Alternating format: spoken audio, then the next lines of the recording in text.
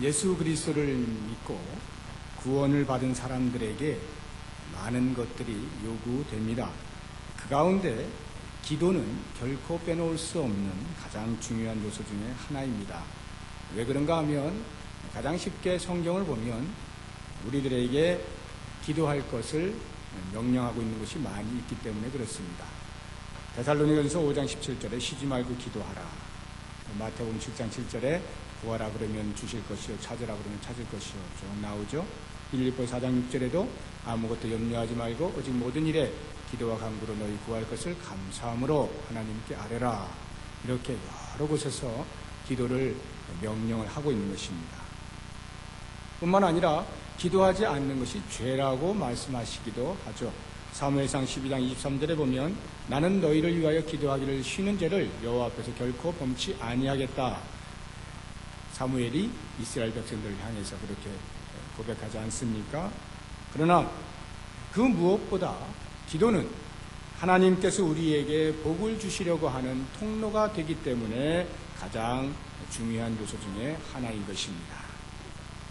여호와 하나님 외에 사람의 손으로 만든 신도, 그 어떠한 신도 자기에게 나와 기도하라고 말하는 신은 없습니다. 왜냐하면 그것들은 모두 말할 줄을 모르는 비인격체들이기 때문에 그렇습니다. 다만 사람들이 그들에게 찾아가서 빌기 때문에 그들이 신이 되는 것뿐입니다. 그리고는 사람들이 자기들의 소망을 손으로 만든 그 죽은 신에게 투영해서 무엇인가를 얻어내고자 하는 종교적인 행위를 하는 것뿐이죠. 그런 의미에서 오직 살아계신 여호와 하나님만이 당신의 자녀들에게 나오라고 말씀을 하고 있는 것입니다. 이사야서 58장 9절에 보면 내가 부를 때에는 나 여호와가 응답하겠고 내가 부르짖을 때에는 말하기를 내가 여기 있다 하리라. 이렇게 말씀합니다. 뿐만 아니라 예레미야 33장 2절과 3절에서는 이를 행하는 여호와, 그것을 지어 성취하는 여호와, 그 이름을 여호와라는 자가 이같이 이르노라. 너는 내게 부르짖으라. 내가 내게 응답하겠고 내가 알지 못하는 크고 비밀한 일을 내게 보이리라. 분명히 말씀하십니다. 우리 하나님께서는 당신의 자녀들이 당신께 나와 기도하는 것을 너무나 원하시는 것입니다. 한 절을 더 보면 잠언 15장 8절에 악인의 제사는 여호와께서 미워하셔도 정직한 자의 기도는 그가 기뻐하신다. 이렇게 말씀하고 있는 것입니다. 이런 말씀들을 볼 때 기도라고 하는 것은 해도 되고 안 해도 되고 내가 하고 싶을 때 하고 하기 싫으면 말고 할 수 있는 이러한 선택사항이 아닌 것을 알 수가 있습니다. 기도는 반드시 성도로서 해야만 하는 하나님의 명령임과 동시에 하나님과 교제하는 그 복의 통로가 되는 것입니다. 우리가 영화를 보겠다라고 할 때는 제 마음이죠. 제가 영화를 보고 싶으면 보고 말고 싶으면 말고 이 영화를 보고 싶으면 이 영화를 보고 저걸 보고 싶으면 저 영화를 보고 제 마음대로 선택을 할 수가 있습니다.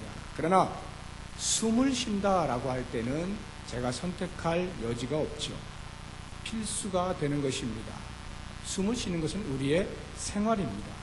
마찬가지로 기도라고 하는 것은 영적인 호흡을 하는 생활입니다. 그러므로 우리는 어떠하든지 기도하기를 소홀히 한다거나 멈춘다거나 할 수 있는 것이 아무것도 없습니다. 만약 우리가 기도를 멈춘다면 그것은 우리의 영혼이 죽었음을 의미하는 것이기 때문에 그렇습니다. 오늘 우리가 읽은 이 본문에서 예수님께서 기도하셨던 내용들을 살펴봄으로써 다시 한번 기도가 얼마나 중요한가라고 하는 것을 살펴보고 우리의 마음속에 혹시 잊혀졌다고 한다면 다시 한번 기도의 열정을 회복할 수 있는 시간이 되기를 바랍니다. 35절을 보시면 새벽 오이렴 이명에 예수께서 일어나 나가 한적한 곳으로 가사 거기서 기도하셨다라고 나옵니다. 이 말씀을 보면 예수님께서 오늘날 우리 한국교회가 자랑하고 있는 이 새벽 기도회의 창시자가 아닌가 하는 생각이 듭니다.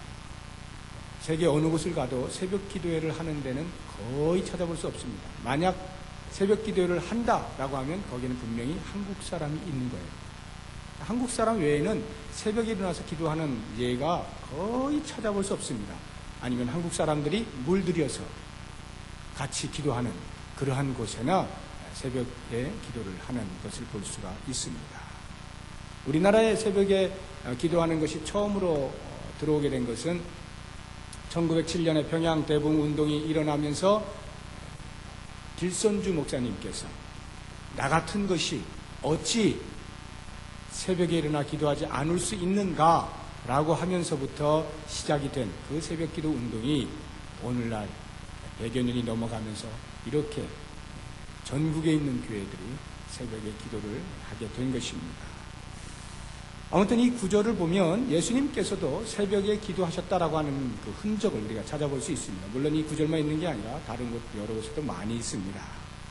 그러면 이 말씀들을 보면서 예수님께서 과연 언제 기도하셨고 어디서 기도하셨고 그리고 왜 기도하셨는가라고 하는 것들을 하나씩 살펴볼 텐데, 그것을 살펴보기 전에 먼저 예수님이 새벽 기도하시기 바로 전날 어떤 일이 있었는가, 그 하루의 일과가 어떠했는가라고 하는 것을 먼저 살펴보면 조금 더 도움이 될 수 있을 것 같습니다. 예수께서 새벽에 기도하시던 날의 전날은 안식일이었습니다. 우리가 읽은 것에서 좀 앞으로 가셔서 21절을 보시면 저희가 가버나움에 들어가니라. 예수께서 곧 안식일에 회당에 들어가 가르치심에 이렇게 나옵니다.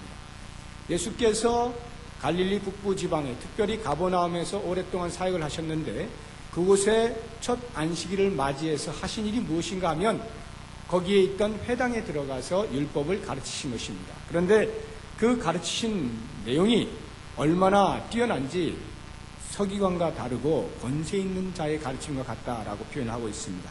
22절을 보시면 무사람이 그의 교훈에 놀라니 이는 그 가르치시는 것이 권세 있는 자와 같고 서기관들 같이 아니합니다. 서기관들은 그 회당에서 가르칠 자격이 있는 랍비들이었습니다.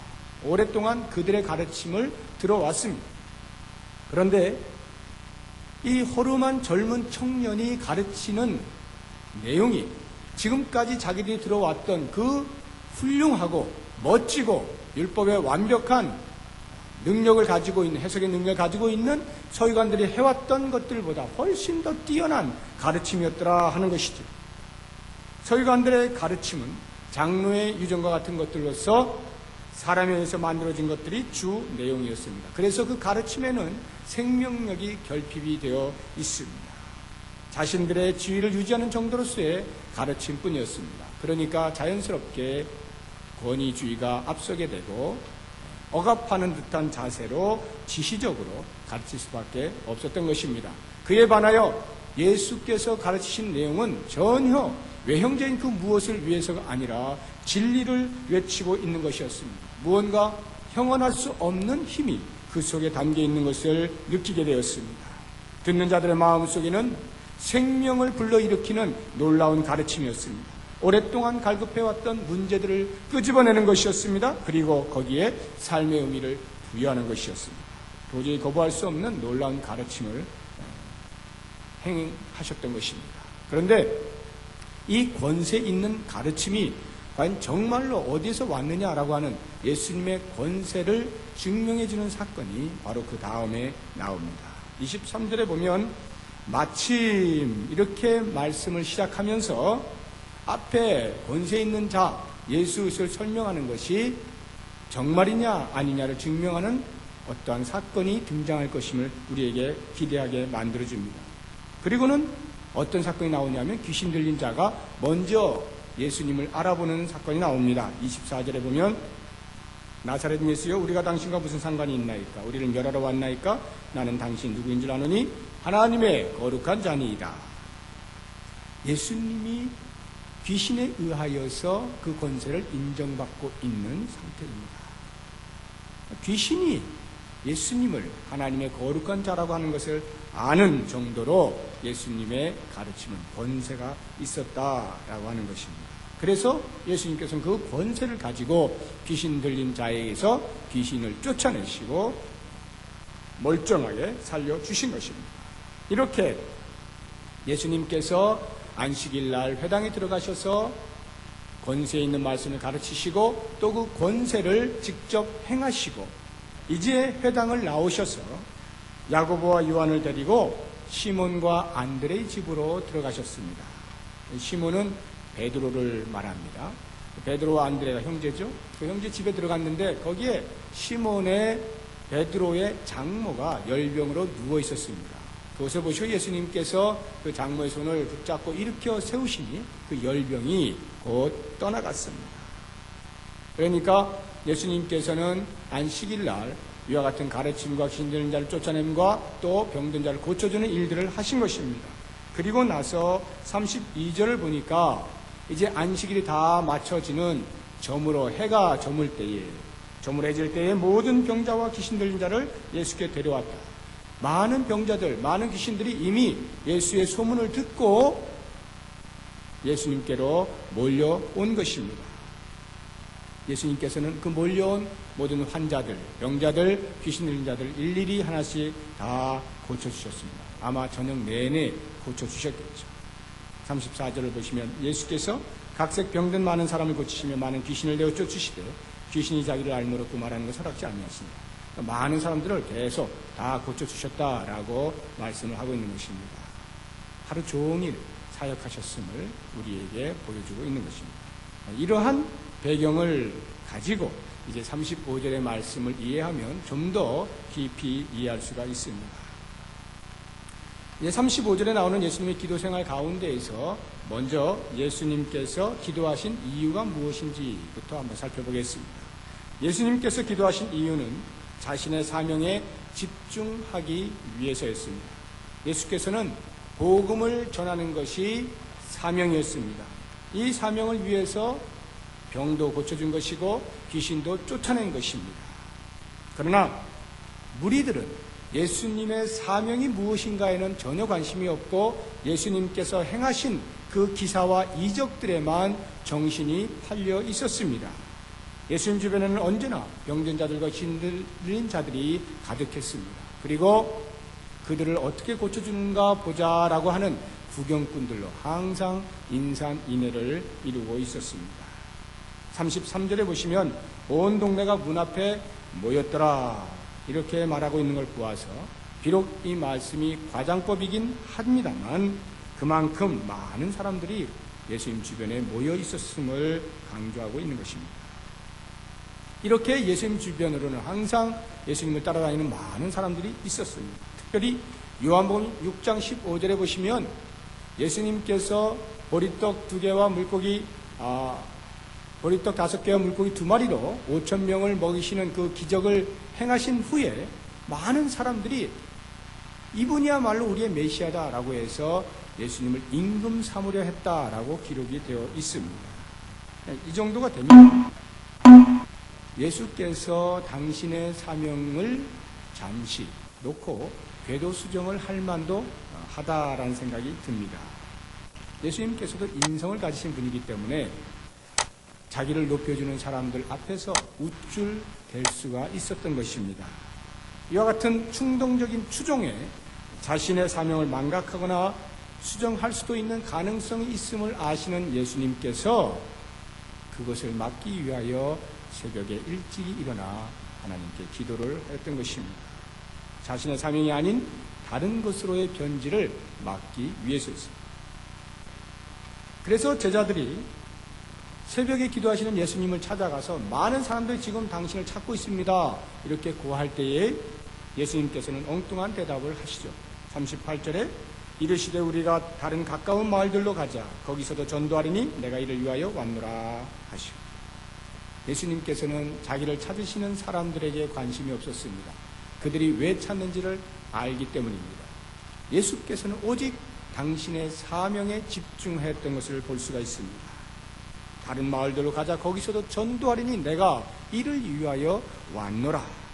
철저하게 자신의 사명에 충실하고자 하는 의지를 엿볼 수가 있는 것입니다. 그렇습니다. 우리는 우리에게 맡겨진 사명을 완수하는 것에 초점을 맞추고 그것을 위해서 열심으로 기도해야 합니다. 기도하지 않고는 그 사명에 집중할 수가 없습니다. 주변의 많은 것들이 우리의 가진 사명들을 흐리게 하고 방해를 하기 때문입니다. 그 모든 유혹들과 방해들을 물리치고 사명에만 집중하기 위해서는 반드시 하나님께 깊은 기도의 자리에 나아가야 하는 것입니다. 이 기도야말로 하나님의 맡기신 사역을 잘 감당할 수 있는 가장 중요한 원동력이 되는 것입니다. 이제 다음으로 35절에 나오는 말씀 가운데서 예수님의 기도 장소에 대해서 한번 생각해 보겠습니다. 예수님께서는 새벽에 한적한 곳을 찾으셨다 이렇게 나옵니다. 한적한 곳이라는 것은 사람이 없는 곳이죠. 그렇다고 해서 이 말이 굳이 혼자만 있는 곳이라는 뜻은 아닙니다. 그것보다는 오히려 기도하기에 적합한 곳이다 라는 것으로 이해하는 것이 더 낫습니다. 기도하는데 방해받지 아니할 곳.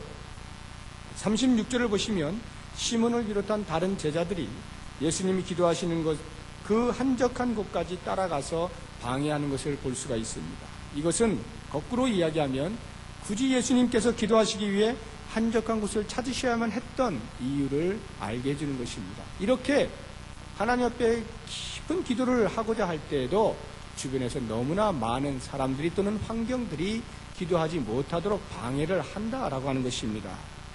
기도하는 것에 집중할 수 있는 장소, 그 장소를 확보하는 것이 기도의 삶에 대단히 중요한 것입니다. 예를 들어서 혼자 있으면 무조건 된다라고 생각하는 것도 얼마나 잘못된 것이냐 하면 아무도 방해받지 않는, 아무에게도 방해받지 않는 아주 이른 새벽에 침대 위에 앉았다라고 가정을 해보십시오. 비록 침대 위에 자기 혼자 앉아 있기는 하지만 그 자리는 잠자리에 들고 싶은 유혹이 있는 곳이기 때문에 기도하기에 적합한 장소가 아닌 것입니다. 한적한 곳이라 할 수가 없는 것입니다. 기도의 한적한 곳이란 일상적인 다른 어떤 것으로부터도 시선을 빼앗기지 않고 마음을 빼앗기지 않고 그 마음을 온전히 주님께로 향하고 주님께만 나아갈 수 있는 그러한 적합한 곳을 의미하는 것입니다. 우리가 기도할 때는 반드시 이와 같은 한적한 곳, 그것이 어디가 되었든지 하나님께 집중하여 기도할 수 있는 곳, 그것을 꼭 마련할 수 있어야 하는 것입니다. 이제 마지막으로 예수님께서 기도하신 시간을 보려고 합니다. 예수님은 새벽 미명에 기도하셨다 이렇게 나옵니다. 새벽 미명이라고 하는 말은 아직 동이 트지 않은 시간입니다. 여전히 어둠이 깔려있는 그러한 때입니다. 우리나라를 기준으로 본다면 대략 4시경이 될 수가 있겠습니다. 당시 유대인들은 하루 3차례씩 꼭 기도하게 되어 있었습니다. 3시와 6시와 9시에 기도합니다. 3시라고 하는 것은 우리나라 시간으로 하면 9시입니다. 오전 9시. 6시는 정오 12시. 그리고 9시는 오후 3시가 됩니다. 이렇게 3번 꼭 기도하게 되어 있는데 이와 같은 유대인들의 습관에 의하면 예수님께서 새벽 미명, 즉 새벽 4시경에 일어나서 기도하셨다라고 하는 것은 대단히 이른 시간에 기도하셨던 것을 알 수가 있습니다. 우리가 이미 보았듯이 예수님께서 이렇게 이른 시간에 기도하실 수 있었던 그 바로 전날이 결코 한가로운 시간이 아니었음을 보았습니다. 오전에 회당에서 가르치시고 귀신들을 쫓아내시고 또 오후에는 시몬 베드로의 장모를 고쳐주시고 저녁이 되어서는 각색 병든 자들과 귀신 들린 자들을 일일이 한 명씩 한 명씩 다 고쳐주었던 것을 볼 수 있습니다. 아무리 하나님의 일을 하는 것이지만 하루 종일 육체적으로 지칠 만한 사역들을 하신 것입니다. 그럼에도 불구하고 바로 그 다음 날 아침 일찍 해가 뜨기도 전인 새벽 4시경에 눈을 뜨시고 일어나 기도하셨다라고 하는 것입니다. 이것은 모든 일에 앞서서 아버지를 만나고 아버지의 뜻을 묻고 아버지의 뜻을 이행하기 위하여 결단하고 준비하고 하는 이 모든 것들이 지친 몸을 이끌고 이른 시간에 일어나야 하는 수고에 비할 수 없는 중요한 것임을 인식하셨음을 우리에게 말해주고 있는 것입니다. 허드슨 테일러라고 하는 선교사의 이름을 아마 한 번쯤은 들어보셨을 것입니다. 중국 내륙 선교회를 창시하신 분인데 한동안 그것이 사라졌다가 그들의 박해로 인해서 사라졌다가 사라진 줄 알았더니 사실은 그 복음의 씨앗이 이미 깊이 뿌리를 받고 있어가지고 지금은 그 씨앗의 영향으로 인해서 중국 땅이 현재 우리나라 인구만큼이나 많은 기독교 인구가 있다고 하지 않습니까? 퍼센테이지는 물론 아직도 우리나라보다 못하지만 숫자로 하면 훨씬 더 많은 크리스찬 숫자가 있다고 할 정도로 그렇게 복음의 부흥의 전기를 맞이했습니다. 이러한 기회가 있었던 것은 바로 허드슨 테일러라고 하는 선교사의 평생을 바치는 그런 선교사역이 있었기 때문인데, 이 허드슨 테일러의 아들인 하워드 테일러라고 하는 사람이 그의 아버지를 생각하면서 책에 이렇게 기록을 해놓았습니다. 중국에서 지난 40년 동안 아버지가 무릎 꿇은 것을 하나님이 하루도 보시지 않고서 해가 뜬 적이 없다.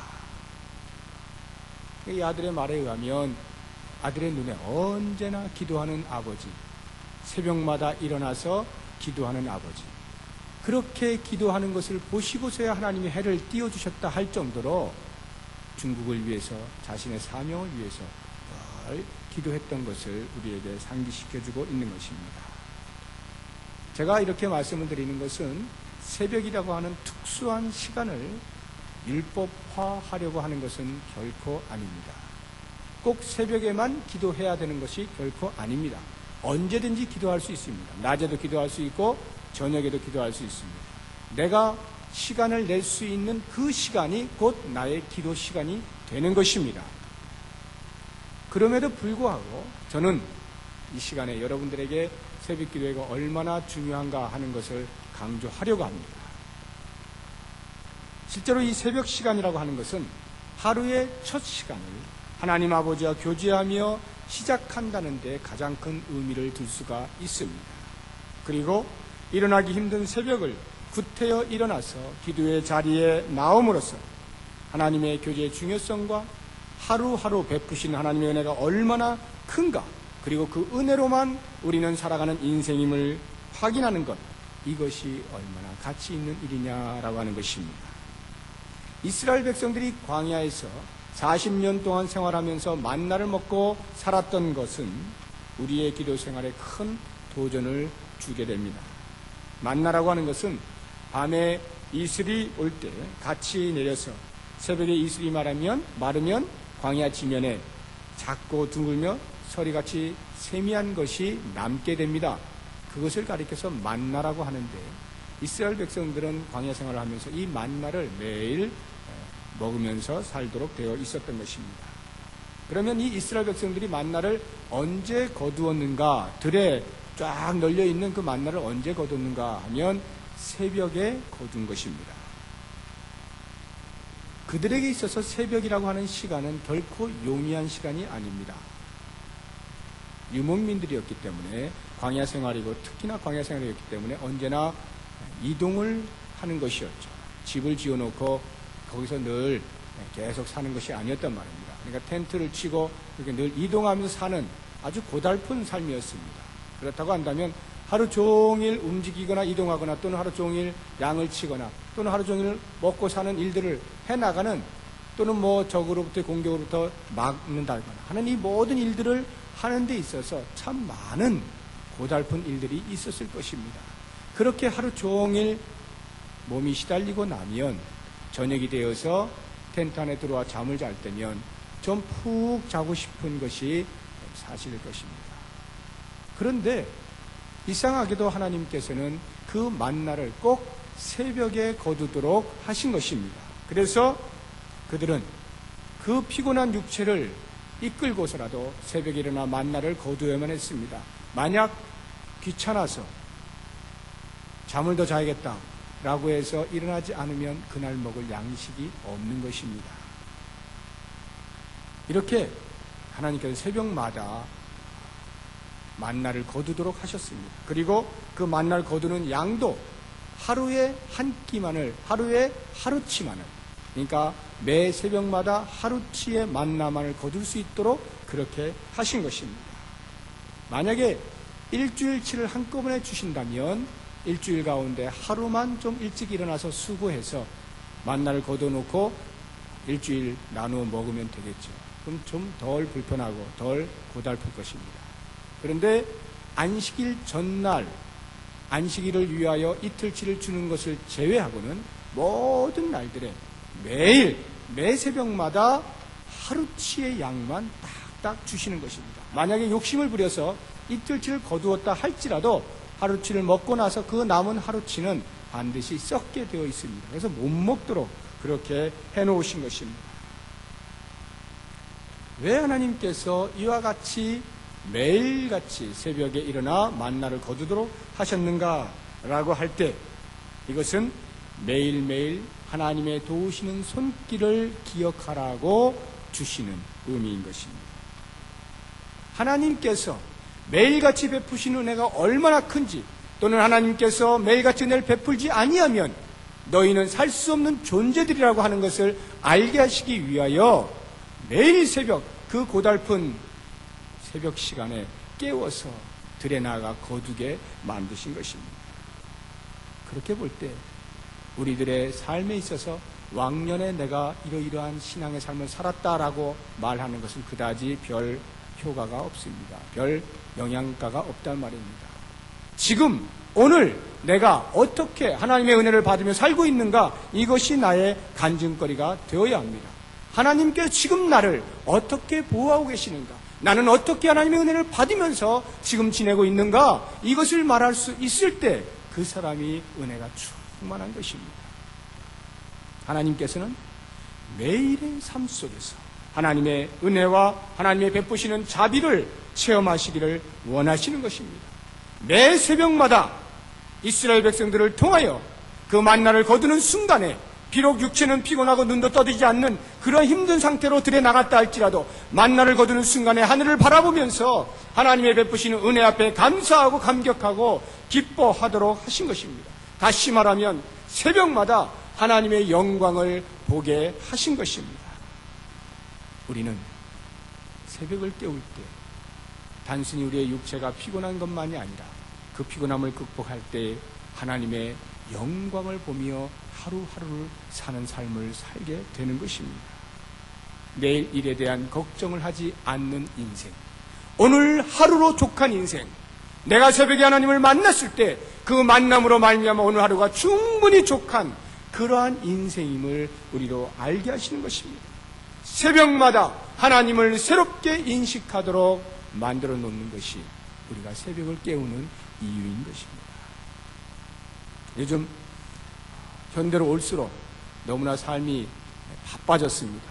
시간을 제대로 내기가 힘들고 정말 많은 시간을 투자해서 먹고 우리의 건강을 지키고 하는 일들에 투자를 해야만 되는 그러한 시대를 살고 있습니다. 저도 예외가 아니어서 그러한 시대를 살다 보니까 새벽에 일어나는 것이 사실 쉽지는 않습니다. 목사니까 새벽 기도를 해야죠. 그래서 할 수 없이 나올 때가 가끔 있습니다. 할 수 없이. 정말 일어나기 싫은데 나와야만 하기 때문에 나올 때가 가끔 있어요. 솔직히 이야기하면 안 나올 때도 있습니다. 피곤하면 제가 안 나와요. 제가 이렇게 몸을 딱 봐서 이거는 나가면 안 되겠다 싶으면 제가 안 나가긴 하는데, 그런 거 말고 나가기 싫을 때가 있어요. 왜 하나님께서 이 새벽 기도를 이렇게 해놓으셔가지고 이렇게 고통스럽게 만드시나, 이런 생각이 들도록 하는 그런 때가 가끔 있습니다. 그때 제가 저 자신을 이제 추스리는 방법이 있는데, 그게 뭐냐 하면, 왕년에 제가 이렇게 사역을 하던 그 교회 옆에 보면은 직업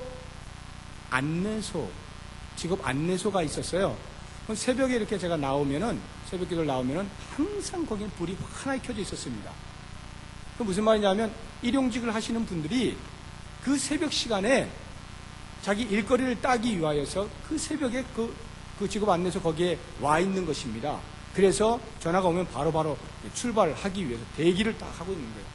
제가 그것을 보면서, 하루를 벌어서 하루를 사는 사람이 그것을 위하여, 자기 일용할 양식을 위하여 새벽 기도 나온 사람보다 더 일찍 나와 있다라고 하는 것을 제가 보면서 큰 충격을 받았어요. 또 한 번 제가 충격을 받은 것이 있는데, 그게 뭐냐면, 토요일에 제가 몸을 좀 이렇게 이제 건강케 한다라고 옆에 있는 공원에 가서 운동을 하겠다라고 토요일에 일어난 적이 있습니다. 금요일에 이제 금요기도가 있고 이것저것 하면 늦게 자게 돼 있잖아요. 그럼 얼마나 피곤하겠습니까?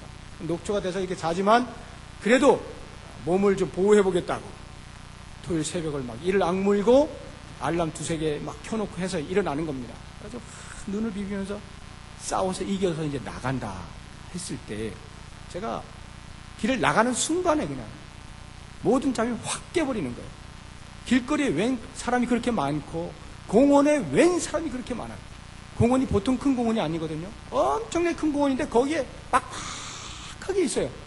다 뭐하는 사람들인가 봤더니 전부 다 추리닝이 있고 자기 몸 보호한다고 트랙을 돌거나 에어로빅을 하거나 뭐 배를 두드린다거나 뭐 그런 일들을 하고 있더라고요. 운동을 한다고 자기 몸 건강 생각한다고 그 새벽에 그렇게 많은 사람이 나와 있을 줄이야 저는 상상을 못했어요. 그래서 저는 늘 그전까지만 해도 이 새벽에 말이야 누가 나오는가 새벽 기도에 참 이랬거든요. 그런데 보니까 이건 뭐 예수님 알지 못하는 사람도 자기 건강 하나 지키겠다고 새벽을 일어나는 것을 제가 보면서 야 영혼을 지키겠다고 하는 사람이 영혼의 건강을 가져야 할 사람이 영혼의 풍요로움을 느껴야 할 사람이 그 새벽을 못 일어난다라고 하는 것이 얼마나 부끄러웠는지 얼마나 창피했는지 몰라요. 그러면서 제가 요즘도 간간히 그렇게 새벽에 일어나기 싫은 꾀를 부리고 싶을 때가 생기면 그 때를 생각합니다. 그때를 떠올리고 벌떡벌떡 일어나곤 해요. 정말 일어날 땐 힘들어요. 몸이 뭐 강철이 아닌 다음에야 힘들죠. 몇 시간 자고 일어난다는 거죠. 그런데 일어나서 세수하고 멀쩡한 상태로 해가지고 예배당을 탁 나오면 그때부터 천국이 따로 없어요. 이와 같은 경험들을 우리가 좀 했으면 좋겠다라고 하는 것입니다. 이 새벽을 나온다는 것은요, 새벽 기도를 한다는 것은 뭐 의무가 아닙니다. 의무사항이 아니라 하나님이 복을 주시겠다고 너 내 앞으로 나와라 이렇게 말씀하시는 것인데 우리가 몸이 약해서 의지가 약해서 또는 믿음이 부족해서 못 나는 것뿐이거든요. 한번 여러분 새벽을 깨워보십시오. 내 육체의 건강을 위해서 새벽을 일어나는 정도의 정신이라면 우리가 그 정도의 정신도 못 갖는 사람이냐라고 할 때 여러분 그리스도인이 누굽니까? 이 세상을 다스리고 정복하는 사람들 아닙니까? 그 사람들이 어떻게 그것조차도 극복하지 못할 수가 있겠습니까? 새벽을 한번 깨워보십시오. 이것은 그래서 내 종교적 의무를 감당한 것이 아니라 그 새벽을 깨웠을 때 하나님께 주시는 놀라운 복이 어떠한가를 체험하자는 것입니다. 새벽을 일어났을 때에 하나님께서 하루에 어떠한 복을 주시는가를 보자는 거예요. 그렇게 사는 삶이 과연 어떠할까를 한번 보자는 것입니다. 새벽을 한번 일어나 보시라고요. 여러분, 만약에 새벽에 일어나지 아니하고 뭐 다 그렇지는 않겠습니다만 헐레벌떡 막 준비해가지고 늦었다 하면서 막 챙겨가지고 직장을 간다든지 일터를 나간다고 생각해 보십시오. 그렇게 나가는 그 사람의 머릿속에 무엇이 들어있을까요? 오늘 내가 이거 해야 되는데 저거 해야 되는데 그거 어떻게 해야 되지? 이미 출근하기도 전에 반쯤 파죽음이 되어 있는 거예요. 파김치가 되어 있는 거예요. 어떻게 하루를 때울까 막. 그러고 하루를 시작할 때 그 하루가 어떻겠어요? 근데 여러분 잠시 내 육체의 힘든 것을 제어하고 나의 육체의 잠을 잠시 줄이고 그리고 아마 새벽에 일어나서 하루를 계획하고 하나님 앞에서 어떻게 살아드려야 합니까? 고백하고 나가는 사람의 그 하루는요 전혀 비교할 수 없는 놀라운 하루가 될 것입니다. 이제 우리의 마음속에 다시 한번 다짐을 해보시기 바랍니다. 하나님께서 축복을 주시겠다라고 약속하시는 것 중에 하나가 기도인데 그것도 특별히 우리의 육체가 힘든 그 새벽을 깨워서 나올 때에 하나님께서 그래 너 정말 잘했다. 힘든 거 잘 참고 나왔다. 그래서 복을 주시는 게 아니라 하루 가운데 가장 먼저 하나님을 만나고 하나님 어떻게 살아드릴까요? 이렇게 묻는 그 자녀에게 하나님께서 어찌 복을 주시지 않을 수가 있겠느냐 말입니다.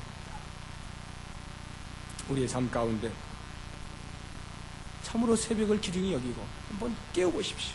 특별히 지금 우리 교회는 새벽에 기도해야 될 이유들이 있지 않습니까? 이러한 이유들이 있음에도 불구하고 못 일어나는 것은 다시 한번 생각해 보십시오. 우리 교회 대사를 놓고 온 성도 같이 기도하자고 하는데 여러분 협력해야 되지 않겠습니까? 같이 기도하면서 모든 성도들이 기도할 때 정말로 성령이 충만해서 누가 하나님의 일꾼으로 세워져야 될지를 알게 되고, 하나님께서 기꺼이 그 사람을 세울 때 모든 사람들이 박수를 치고 환영을 하고 기뻐하고 겸허히 순복하고, 그렇게 믿음이 진일보되지 않겠습니까? 기도하는 시간을 가져야 하는 것입니다.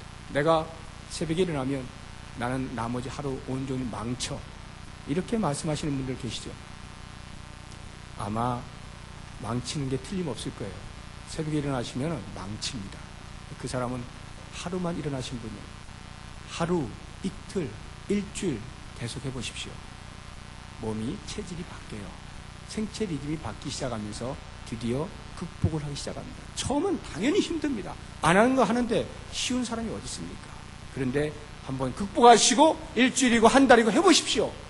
계속해서 그것이 훈련이 되어지면 그렇게 사는 인생이 얼마나 복된지. 기도해서 좋고 하루에 첫날을 하나님을 만나서 좋은 것입니다.